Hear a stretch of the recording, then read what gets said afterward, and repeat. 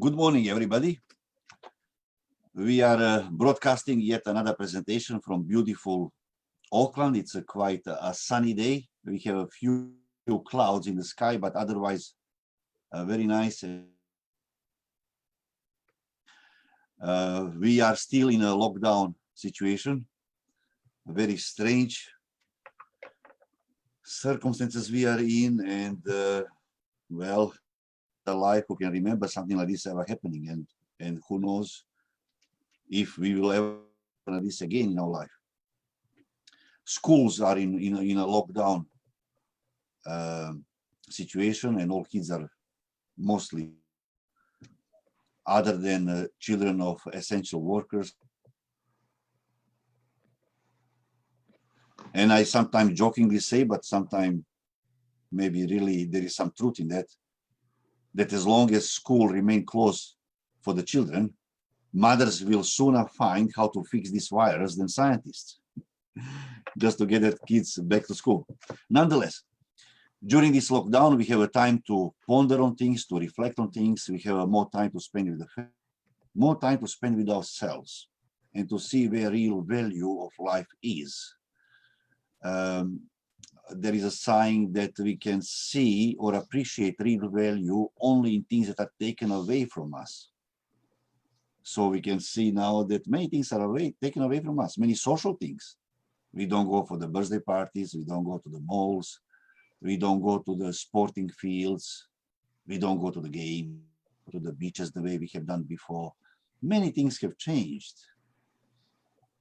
So what is actually having a real value in our life? Those that can be taken from us, or those things that can't be taken from us? Well, I suggest that real value is in things that can't be taken away from us. So if we find them satisfying, we'll be always satisfied because they can't be taken away from us. And just to show maybe a few examples of that, we can buy a book, but we cannot buy our knowledge. A book can be taken away from us, but our knowledge can't be from us. We can buy a ring, but we can't buy faithfulness. Jewelry, rings can be taken away from us, but faithfulness can't be taken away from us. We can buy a bed, but we cannot buy rest. We cannot buy a bed can be taken away from us, but clear conscience away from us. So if we put our focus on things that can't be taken away from us, then we'll be reasonably satisfied no matter what life brings our way. Even such a strange event as this pandemic is, we'll find the satisfaction because our real values are put on the things that the happiness. And what is the source of all, or what is the apex of these things that can't be taken away from us? As you probably already guessed, this is a presentation with a religious connotation. So I would argue that apex of things that can't be taken away from us and that has a real value in our life is knowledge of God. That knowledge cannot be ever taken away from us. We either have it or we don't, but it can't be taken away from us. And God, if He is the source of every blessing, then if I want to have access to those blessings that God is the source of, I have to be keeping closer to Him. And sometimes I say that our life, or quality of our life, is directly proportionate to quality of our knowledge. Maybe some other time. But just in your room where you are now, with the people that you are watching this presentation, just ask yourself, are you satisfied with your life the way it is now? If you're not, how well do you know God? How you really know Him? It's easy to talk good or bad about somebody that we don't even know. Gossips are largely based on that principle. People are actually gossiping about people that others that might not even know. But knowledge of God is something else. Our knowledge of God is directly responsible for quality of our life. So we have every reason to invest our time now that we are in this lockdown to really examine ourselves. How much do we actually know God? How much do we know his character? God is a person. He has feelings. How much do we know his feelings? How much do we know his abilities? And I would suggest that if we are not happy with the way it is now, that we actually do get closer to him. And I would suggest our life will change. I have seen it in my life. My life has changed since I have taken God seriously. God is not some deity that is far-fetched in some galaxies God knows where. God is somebody who walks every day with me, my life.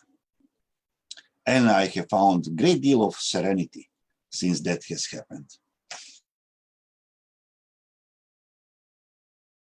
To lead us today, and before we start, let me just click a few buttons here. Let us have a short prayer, and then we'll start our discussion for today. Our Heavenly Father, thank you for giving us privilege to address you so directly and so closely. In fact, thank you for allowing us to call you our Father. Thank you for being so directly involved in our lives. Thank you for revealing to us that you are the source of every good thing, things that can't be taken away from us. May we richly benefit from that. May we benefit from peace and serenity that only can be found in knowing you. May we benefit from the blessings that cannot be found if we walk this life with you.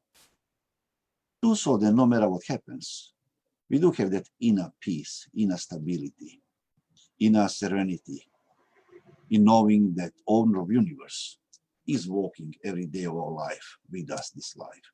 Please bless everybody that is connected to this live presentation. Please bless those that will be watching it in recorded form later on. May this presentation be of blessing, Lord, to all of us, and may we be richer for information that we will be sharing here. I pray this, our Heavenly Father, on behalf of everybody that is now logged into this presentation, to sacrifice of Jesus Christ. Amen. In our pastoral team, we have decided to talk about the characters, Bible characters, this month, and I have chosen one Bible character to examine, to talk about it. And this Bible character is somehow obscure, is not very well known. And if I tell you her name, probably you will ask, who is that? I'll be sharing few points from a Bible character which has played a very significant role.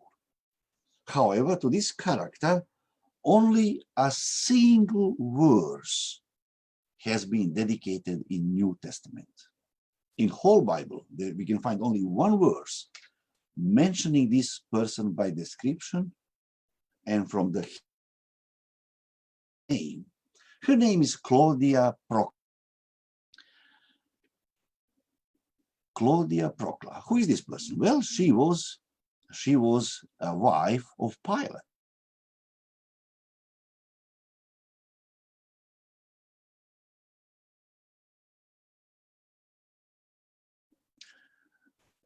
Mark, Luke, and James seem to be mentioning her. Let us first read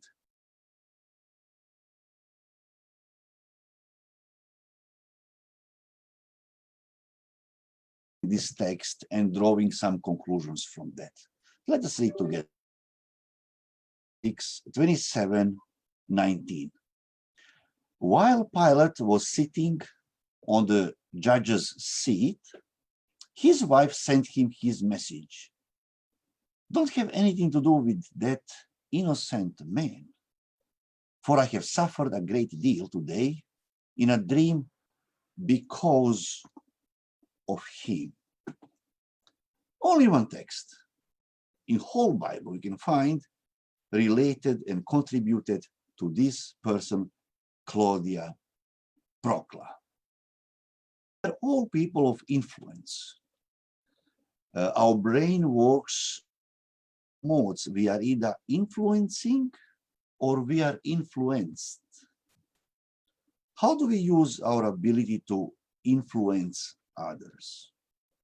Do we influence them to focus on real values, on moral values, on ethical values, on values that can't be taken from us? Or we are influencing others on things that indeed can be taken from us, lesser value on quality of our life. Just to make a comparison between the Eve and this Claudia, influence their husbands. Eve has her husband that has ultimately led to his demise and death. Claudia has used her influence to influence her husband. Had he listened to her, that decision would lead him to life instead of death. So how are we using our ability to influence others? Never underestimate our ability to influence others. We are either influencing or we are being influenced. If we are influencing, how are we influencing others around us? Let us examine this text again and see at what risk this woman has decided to influence her husband. Sometimes we are influencing others if that does not involve any risk to us. Okay, I don't have any risk. I will try to influence somebody for something good. But if my act of influencing somebody involves risk on my part, will I influence others? Or I will melt back into the crowd and just, melt into some kind of mob psychology and never speak the words that should be spoken. Never influence people on things that I should be influenced. Let us examine this text again. I understand it with our family, so I will try to be as punctual, as short as possible. Let us read again Matthew 27:19, only place in the Bible that we can find any reference to this person, Claudia Procla. While Pilate was sitting on the judge's seat, we have to understand the courtroom that Roman Empire had and how it was functioning. The judge's seat was elevated compared to the audience. His seat was the highest. His seat was on the elevated platform. Around him, we had his advisors. So judge was surrounded by his advisors. His seat is in the middle. His advisors were sitting in a semicircle surrounding him. During the court proceedings, judge would walk around the courtroom. Judge will only sit on his seat when decision is to be made for the judgment on the matter that was discussed. I was blessed enough to spend some time in Israel, and I was on that very place where Pilate was sitting when he was making decision on what to do with the Jesus. I was surprised when I was there. That place is not of some architecture. It's not some sort of huge building that we would imagine like a parliament house or something like that. No. People that was present there in the courtroom and outside in the garden would number probably few hundreds, certainly not few thousands. No, there was no physical room for few thousand people to be there. Few hundred people was there. So Pilate was walking backwards and forwards, examining what to do now with this case, what to do with the Jesus. And he goes back down. The message was sent when he was sitting down. He was about to proclaim his decision, to say what will be done. At that time, his wife interrupts proceedings and sends message to him. Wow, what a brave woman. What a brave woman. And mind you, this woman was a pagan. This woman was not a Christian. She was not even a Jew. She was a pagan woman. That she decided to interrupt proceedings of the court in order to. And what she says? She says that this man is innocent. She was a second person in these proceedings which have claimed that Jesus was innocent. Who was the first person? Who was the first in these proceedings who have said that there was no guilt on Jesus? Judah. When Judah went to return the money,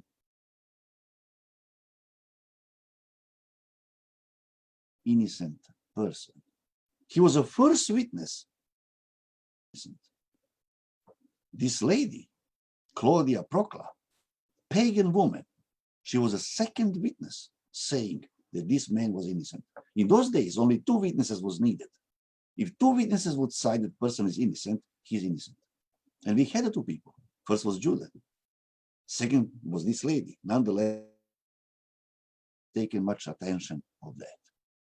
At the cost of her reputation, she has broken the procedures, interrupted the works of the court to pass important message. Things about this man.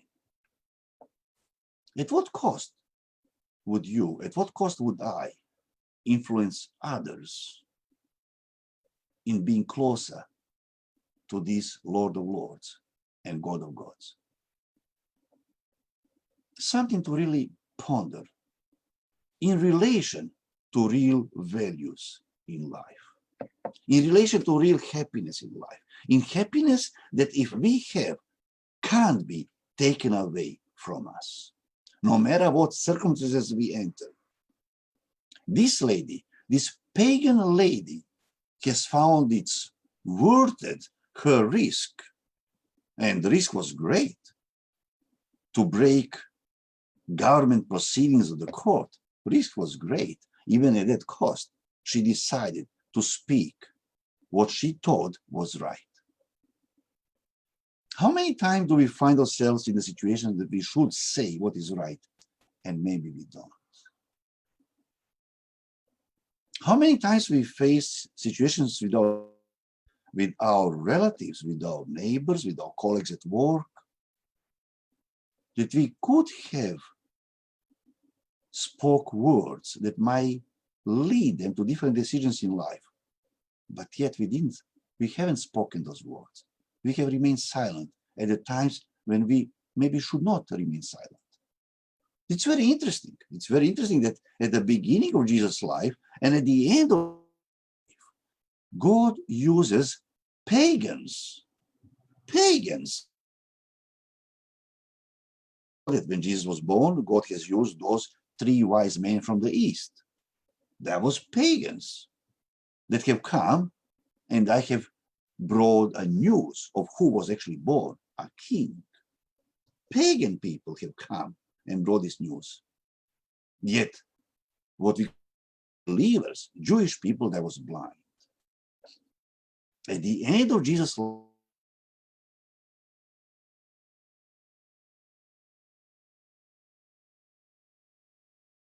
and he given her spirit of braveness, to break the proceedings of the court and pass the message that this man is innocent.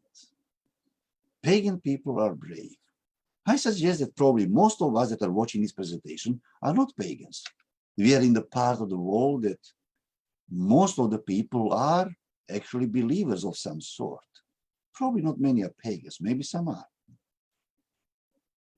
How brave we are to speak the words to raise credibility of this Lord, of the person who is the source of every blessing.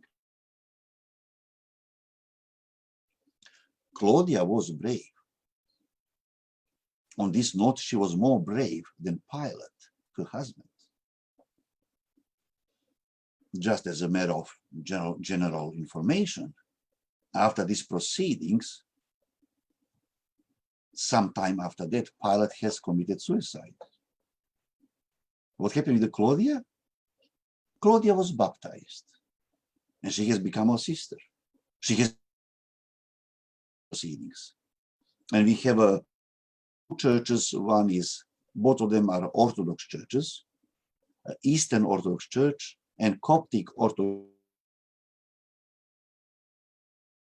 This lady Claudia is a saint, and both of these churches have a special day in a year, which they keep remembrance of this baptized believer, that she has become baptized believer later on and become our sister. When was this happening? What time of the day it was? Well, remember that Jesus was crucified by 9 o'clock. So he was already on the cross by 9 o'clock. So this event was unfolding early in the morning. And just as a matter of interest, in those days, government offices was opening very early in the morning. Not only this case, every case was considered very, very early in the morning. Pilate would be at his job well before sunrise. Well before sunrise. That was a practice back in those days. Pilate was not living in the Jerusalem. He in another city. So Pilate would travel to Jerusalem to come to one area, one building which was called Anatolia. He was able to watch the temple, and he was able to watch the in the temple and to watch the masses which was there. And we know that this was a Passover, so obviously there to just make sure that any uprising would happen during the Passover, because so many people will be there.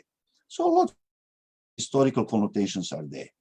At the crack of a dawn, this proceeding was kicking off.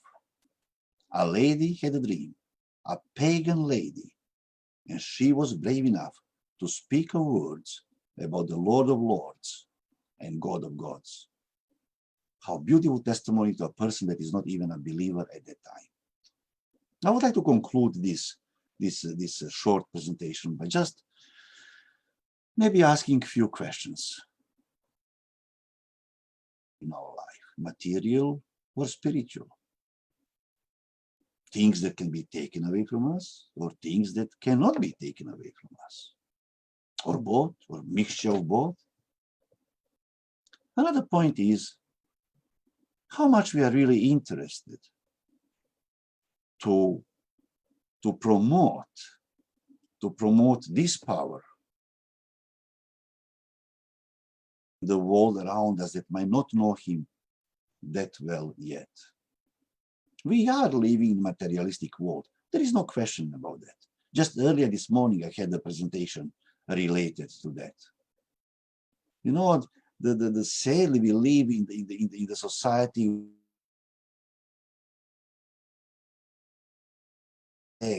fact on what society has come down to.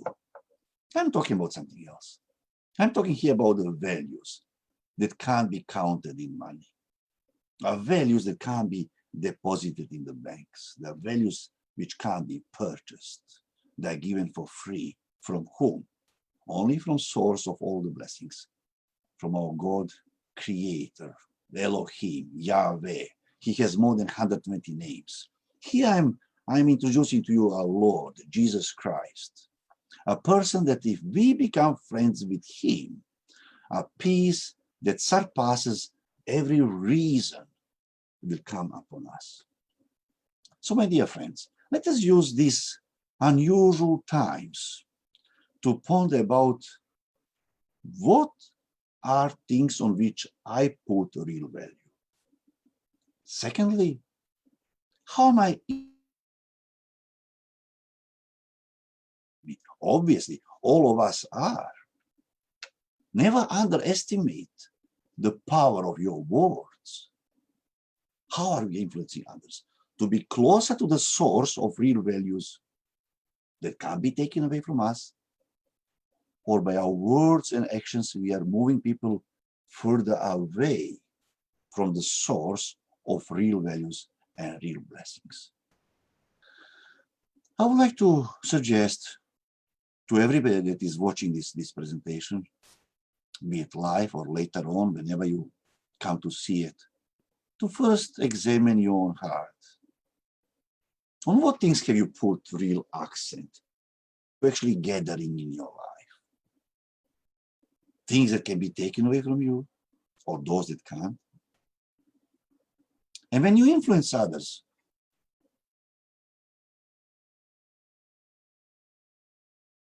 to everlasting blessings or further away from them. May we use these days that we are still reasonably inactive, that we are still in our homes, to make a phone calls to people that we know are maybe facing big decisions in their life. Maybe help them make the right choices, right decisions. Are decisions that by our influence, hopefully, will bring them closer to the source of real blessings. Blessings that once they are in us, a peace will be in us that surpasses every reason. May God bless you all. May God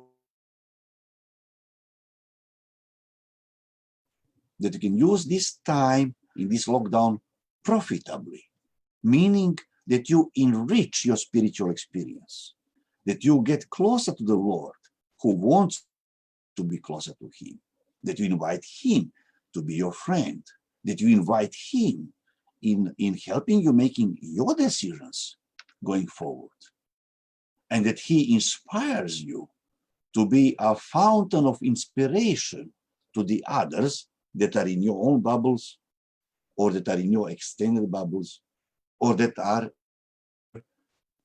by other means of social media, that are other people that you are having contact with.